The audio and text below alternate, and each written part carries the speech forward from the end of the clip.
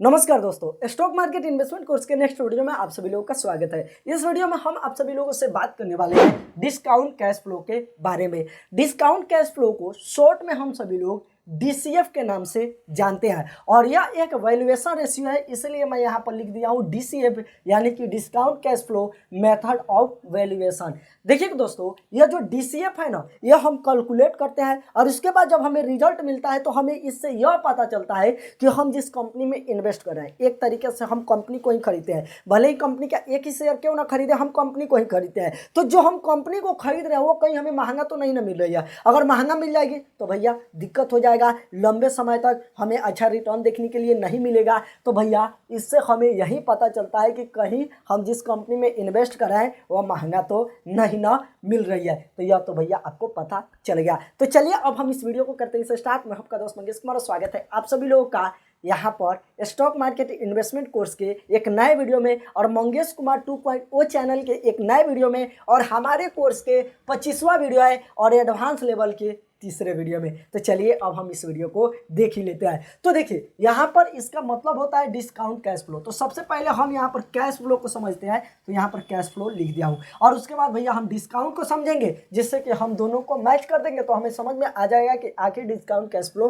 होता क्या है। इस तरीके से आप आसान से भाषा में समझ सकते हैं। तो देखिए कैश फ्लो का मतलब क्या होता है यह हमें सबसे पहले समझना होगा। तो देखिए कोई भी कंपनी है, उस कंपनी के पास कहाँ कहाँ से पैसा आ रहा है और कहाँ कहाँ पे पैसा लग रहा है, इसी को भैया कैश फ्लो बोला जाता है। अब यहाँ पर यह सवाल बनेगा कि भैया कंपनी के पास पैसा आता कहाँ से है। नॉर्मल सी बात है, कंपनी अपना बिजनेस करती है, अपना सामान बनाती है और उस सामान को बेचती है ना, तो उसके पास पैसा आता है। एक ही तरीका है पैसा आने का। या इन्वेस्ट किया है तो लोग जैसे कि इन्वेस्ट करते हैं तो वो भी कंपनी के पास पैसा जाता है, यानी कि एक तरीके से बोले तो कंपनी के पास बिजनेस करने की वजह से पैसा आता है। तो यह तो भैया हो गया। लेकिन कंपनी अपना पैसा कहाँ कहाँ पे लगा रही है, यह भैया बहुत जगह पे लगता है। जैसे कि कंपनी को टैक्स भी भरना पड़ता है, अपने जो भी लोग काम कर रहे हैं उनको सैलरी भी देना पड़ता है, सामान बना रहे हैं तो लो मटेरियल भी खरीदना पड़ता है, यहाँ पर गवर्नमेंट को भी देना पड़ता है। तो बहुत तरीके का तामझाम होता है। यहाँ पर डिविडेंड भी देना पड़ता है अपने इन्वेस्टर को। तो यहाँ पर सबसे पहले हम समझते हैं कि आखिर कंपनी जो है वो अपना पैसा कहाँ कहाँ पे लगाती है। तो सबसे पहले तो वो पैसा अपना लगाती है ऑपरेटिंग एक्टिविटी में, यानी कि कंपनी जो बिजनेस कर रही है वह अपना बिजनेस में पैसा लगाती है ना। कंपनी अपना चलाती है तो वो अपने बिजनेस में पैसा लगाती है, जो सामान तैयार करती है उसमें जो पैसा लगाती है ना, उसी को ऑपरेटिंग एक्टिविटी कहा जाता है। तो यह तो भैया आपको समझ में आ गया।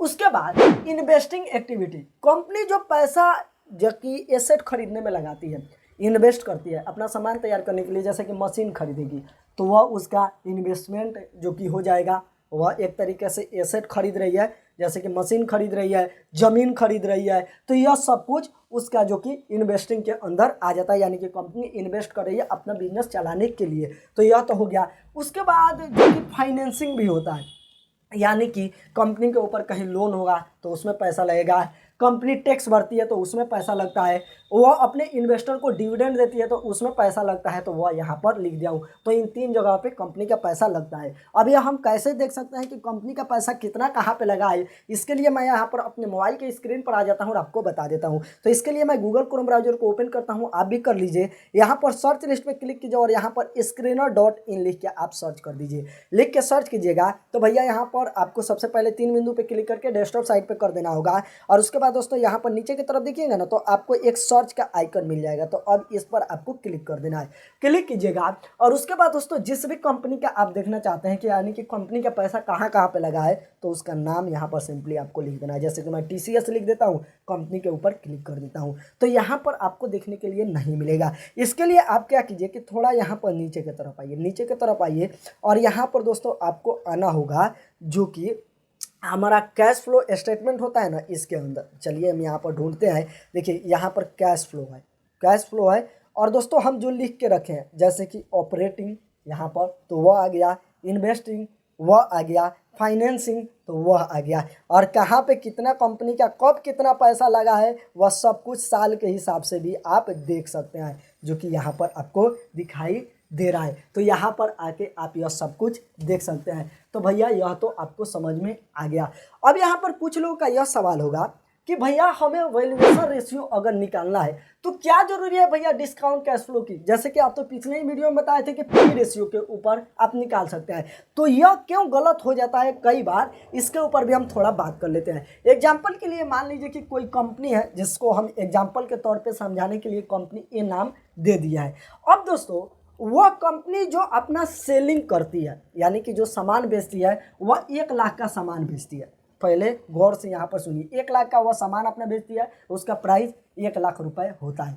उससे वह अपना जो कि प्रॉफिट जनरेट करती है 10,000 का। लेकिन यहाँ पर यह है कि कंपनी वो सामान को बेची है ना, तो वह EMI पर दी है, यानी कि किस्ता पे दी है। तो किस्ता पर दी है, तो जिस बंदा को वह दी है वह बंदा 3 महीने के बाद EMI नहीं भरता है, वह छोड़ देता है। तो 3 महीने के बाद वह EMI नहीं भरता है तो कंपनी के पास पैसा नहीं आएगा। अब कंपनी के पास पैसा नहीं आएगा क्योंकि वह अपना किस्ता नहीं भर रहा है, तो कंपनी के पास पैसा नहीं आएगा। लेकिन कंपनी का जो प्रॉफिट हुआ है, लॉस हुआ है, इस स्टेटमेंट में तो हमें दिखाई देगा कि भैया 10,000 का कंपनी का प्रॉफिट हुआ है। यह तो दिखाई देगा ना कि कंपनी 1 लाख की सामान बेची है तो 10,000 का कंपनी का प्रॉफिट हुआ है, यह तो दिखाई देगा। अब यहाँ पर कंपनी के पास पैसा आ नहीं रहा है। अब इसके वजह से क्या होगा कि कंपनी का प्रॉफिट एंड लॉस स्टेटमेंट है, यह भैया गलत हो जाएगा। गलत क्यों हो जाएगा? क्योंकि कंपनी के पास पैसा नहीं आ रहा है। कंपनी के पास यहाँ पर दिखाई दे रहा है कि भैया प्रॉफिट हुआ है, लेकिन कंपनी के पास पैसा आ नहीं रहा है, जिसकी वजह से भैया यह गलत हो जाएगा। अब यहाँ पर प्रॉफिट और लॉस गलत हो जाएगा तो भैया EPS यानी कि अर्निंग पर शेयर, यह भी गलत हो जाएगा। अब यह गलत हो जाएगा तो हम पी रेशियो निकालेंगे तो यह भी भैया गलत निकलेगा। अब यह गलत निकलेगा तो आप बताइए कि पी रेशियो की वजह से अगर हम वैल्यूएशन रेशियो निकालें तो यह भी तो हमारा गलत हो जाएगा। इसीलिए इस समय डिस्काउंट कैश फ्लो का इस्तेमाल किया जाता है। तो यह तो भैया आपको पता चल गया। और दोस्तों जो हमारा कैश फ्लो स्टेटमेंट है, यह दोस्तों सबसे बेस्ट माना जाता है वैल्यूएशन रेशियो निकालने के लिए। और कैश फ्लो से ही पता चलता है कि कंपनी के पास पैसा कितना आ रहा है। तो यह तो भैया हम ऊपर ही आपको समझा दिए थे। तो दोस्तों यहाँ पर हमें समझ में आ गया, कहाँ गया भाई, कैश फ्लो समझ में आ गया, तो बच गया है डिस्काउंट। तो अब डिस्काउंट को हम समझ लेते हैं। डिस्काउंट को समझने के लिए सबसे आसान है कि हम एक ही शब्द में जान जाएं कि आखिर डिस्काउंट का मतलब क्या होता है, और उसके बाद हम जोड़ देंगे तो हमें पता चल जाएगा। तो देखिए यह जो डिस्काउंट है ना, इससे हमें यह पता चलता है कि कंपनी जो स्टॉक मार्केट में लिस्ट है उसका फ्यूचर में जो कंपनी के साथ होने वाला है वो अभी लोग एक्सपेक्ट कर लेते हैं। जैसे कि इससे हम एक एग्जांपल के जरिए समझेंगे ना तो आपको समझ में आ जाएगा। मान के चलिए कोई कंपनी है जो कि सीमेंट बनाती है। सीमेंट बनाती है, हमारी इंडिया में एक लौती है जो कि सीमेंट बनाती है, सीमेंट बेचती है। लोग उसी कंपनी से सीमेंट खरीदते हैं क्योंकि वह एक ही कंपनी है। अब दोस्तों कुछ दिन के बाद हमें यह न्यूज़ पता चलता है कि ब्रोदर एक और कंपनी हमारे इंडिया में आ चुकी है और स्टॉक मार्केट में लिस्ट हो गई है, वो भी सीमेंट ही बनाएगी और सीमेंट ही बेचेगी। तो इस समय हम सभी लोग क्या एक्सपेक्ट करेंगे कि अब वो कंपनी आ गई, अब वो कंपनी सीमेंट बनाएगी, सीमेंट बेचेगी, तो कंपनी जो ए है इसका जो कि सीमेंट कम बिकेगा, जो इसका बिकना चाहिए अब तो वह कंपनी बेचेगी, तो उससे भी तो लोग खरीदेंगे, तो जो पैसा इसको मिलना चाहिए अब उसको भी मिलेगा, तो इसका मार्केट शेयर कम हो जाएगा। तो हम सभी लोग यह पहले ही एक्सपेक्ट कर लिए कि भविष्य में क्या होगा, और इससे देखते हुए हम लोग समझ गए कि भैया अब आगे कंपनी को जो कि थोड़ा कम प्रॉफिट होगा तो कंपनी का बिजनेस थोड़ा कम चलेगा, जिसके वजह से हम लोग सोचते हैं कि चलो ना यार इस कंपनी से हम अपना पैसा निकालते हैं और दूसरी जो कंपनी है उसके अंदर हम अपना पैसा डाल देते हैं। तो जिसके वजह से लोग पैसा निकालने लगते हैं और दोस्तों वह नतीजा होता है कि कंपनी का शेयर प्राइस अभी ही गिरने लगता है। तो जिसके वजह से भैया यहाँ पर जो फ्यूचर में होने वाला था अभी कुछ हुआ भी नहीं है और उसको हम पहले ही एक्सपेक्ट कर लिए, और भैया उसको देखते हुए हम इस कंपनी से पैसा निकालने लगे। तो यही भैया डिस्काउंट का मतलब होता है। तो यह तो आपको समझ में आ गया। एक तरीका से ऐसे भी हो सकता है कि कोई कंपनी है जो कि बिस्किट बनाती है, हम लोग जो बिस्कुट खाते हैं वह बिस्कुट बनाती है, तो वह उसका सप्लाई चेन काफ़ी अच्छा है। वह हमारे देश के हर गांव में, हर दुकान में वह इस तरीके से सप्लाई बना के रखी है कि जैसे कि उस दुकान के पास वह जाके अपने प्रोडक्ट को दे देती है और उसका बिकता है। तो अब दोस्तों वह कंपनी एक और नया प्रोडक्ट निकालती है तो क्या उसको उतना ही मेहनत करके फिर से सप्लाई चेन बनाना पड़ेगा? नहीं बनाना पड़ेगा। जो ले जा रहे हैं उसी को देगी और फिर से दुकान में सारा पहुंच जाएगा। तो अब लोग इस तरीके से देखते हैं ना, तो वह पैसा लगाने लगते हैं कंपनी के अंदर, जिसकी वजह से उसका शेयर प्राइस बढ़ने लगता है, तो यही भैया डिस्काउंट का मतलब होता है। तो यह तो भैया आपको पता चल गया, तो डिस्काउंट भी पता चल गया, कैश फ्लो भी पता चल गया, तो डिस्काउंट कैश फ्लो आपको पता चल गया।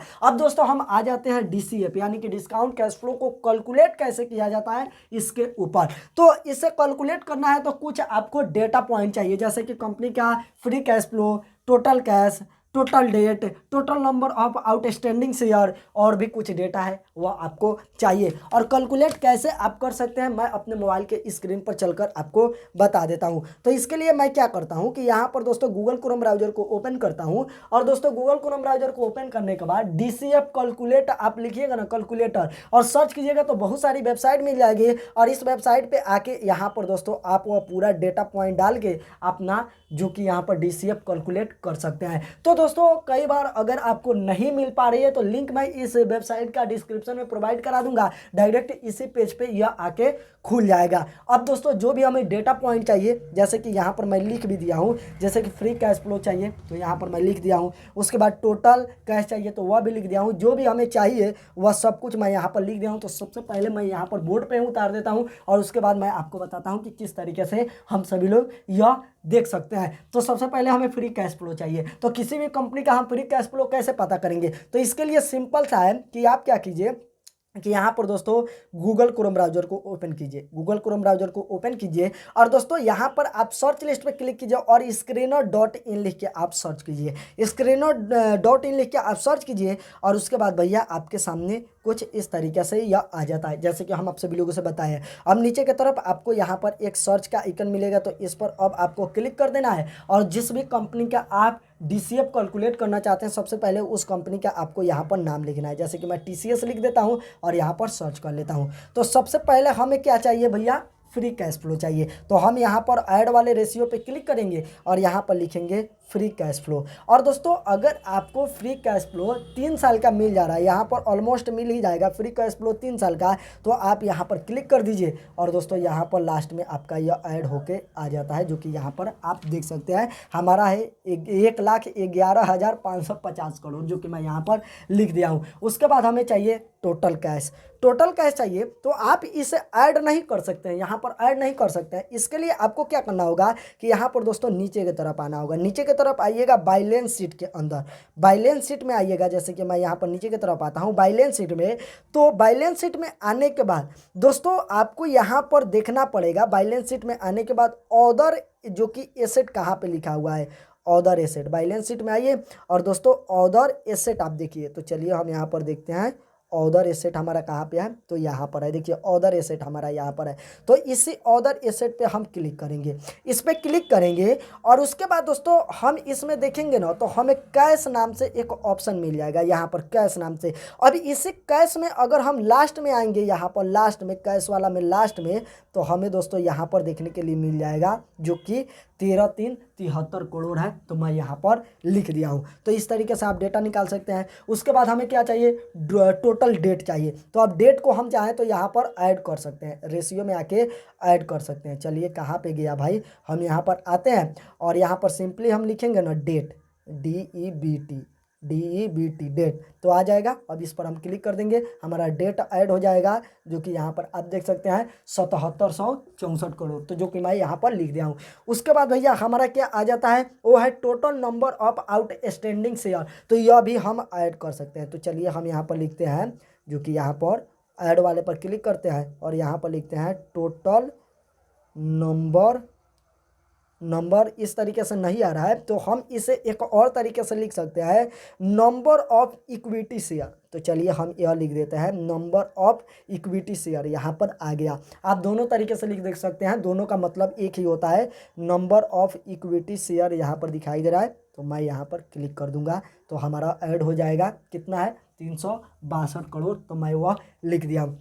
उसके बाद दोस्तों यहाँ पर अगर हम आए, जो कि कहाँ पे गया भाई, यहाँ पर था ऐड करने वाला, तो जो भी है वह फटाफट हम ऐड करते हैं। सबसे पहले तो है फ्री कैश फ्लो, तो जो कि 1,11,550 है, 1,11,550 50। यह सब करोड़ में होता है तो भैया हम लिखेंगे तो यह समझ जाएगा कि भैया यह करोड़ में ही लिखा जा रहा है। 1,11,550 करोड़। उसके बाद टोटल कैश की बात करें तो टोटल कैश कितना है कंपनी के पास? 13,373। तो 13,373 हम लिख देते हैं। उसके बाद कंपनी के ऊपर डेट कितना है? 7,764 करोड़। तो हम लिख देते हैं 7,764 करोड़। तो टोटल डेट हो गया। उसके बाद total number of outstanding share कितना है? 362 करोड़ है। तो चलिए हम यहाँ पर लिख देते हैं 362 करोड़। उसके बाद दोस्तों यहाँ पर आपको दिखाई दे रहा है जो कि एक्सपेक्टेड ग्रोथ रेट, यानी कि यहाँ पर यह आपसे पूछ रहा है कि कंपनी जो ग्रोथ करेगी वह किस रेट से ग्रो करेगी, इस कंपनी का ग्रोथ रेट क्या रहेगा। तो अगर हम टीसीएस की बात करें तो पिछले 5 साल के अंदर 10% से ग्रो किया है, तो हम यह मान के चलते हैं कि अभी भी कंपनी 10% से ही ग्रो करेगी। यह दोस्तों हम अपने हिसाब से जो भी मन करे वह लिख सकते हैं। उसके बाद भैया हमारा यहाँ पर आ जाता है डिस्काउंट ग्रोथ रेट। अब डिस्काउंट ग्रोथ रेट का मतलब क्या है कि जो कंपनी है वह कंपनी कितना रिटर्न आप उम्मीद कर रहे हैं। जो कंपनी जैसे कि टीसीएस को लिया है तो टीसीएस से आप कितना रिटर्न का उम्मीद कर रहे हैं आने वाले साल में। तो हम यही उम्मीद करते हैं कि भैया कंपनी से हमें 12% का रिटर्न मिल सकता है। तो 12 हम लिख दिए हैं। तो यह तो भैया आपको पता चल गया, या आप अपने हिसाब से लिख सकते हैं। उसके बाद भैया आ जाता है यहाँ पर हमारा टर्मिनल वैल्यू। तो इसका मतलब यह होता है कि जो कंपनी है वह 10 साल बाद किस रेट से ग्रो करेगी। तो भैया हम यहाँ पर मान के चलते हैं कि यह जो हमारी कंपनी है 10 साल के बाद तो काफ़ी बड़ी हो जाएगी, तो 2% से ग्रो करेगी। तो 2% हम यहाँ पर डाल देते हैं 2 सिंपल। और उसके बाद मार्जिन ऑफ सेफ्टी भी हमें लेके चलना है तो 10 रहने देते हैं, क्योंकि भैया हमें सेफ्टी भी चाहिए। तो यह डाल देते हैं। और उसके बाद नीचे की तरफ आते हैं ना, तो हमें यहाँ पर दिखाई देगा 2994.49।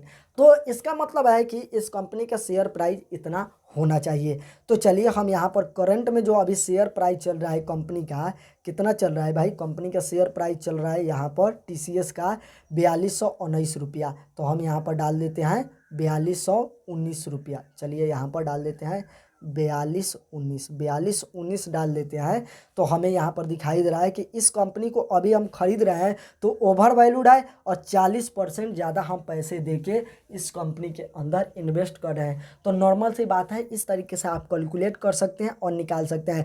अगर यहाँ पर रेट आपको प्लस में निकला है तो ओवर वैल्यू है, और दोस्तों माइनस में निकला है तो अंडर वैल्यू है। तो यही बेस पे आपको इस कंपनी को नहीं छोड़ना है, क्योंकि और भी बहुत कुछ हमें देखना पड़ता है कंपनी में इन्वेस्ट करने के लिए। तो अगर कोई सामान है जो कि हम थोड़ा ज़्यादा ही पैसे दे के ले रहे हैं, लेकिन वह सही सामान है, लंबे समय तक चलेगी, लंबे समय तक हमें कमा के देगी, तो वो हमारे लिए बेस्ट होता है। तो इस कंपनी को ही हम बेस्ट मान सकते हैं। तो चलिए यहाँ पर जो भी था वो मैं आपको समझा दिया हूँ। वीडियो कैसा लगा कमेंट करके बताइए। चलिए दोस्तों अगले वीडियो में मैं आपको बताता हूँ रिवर्स डीसीएफ मेथड के बारे में। तो चलिए इस वीडियो में इतना ही था। वीडियो कैसा लगा कमेंट करके बताइएगा। चलिए बाय।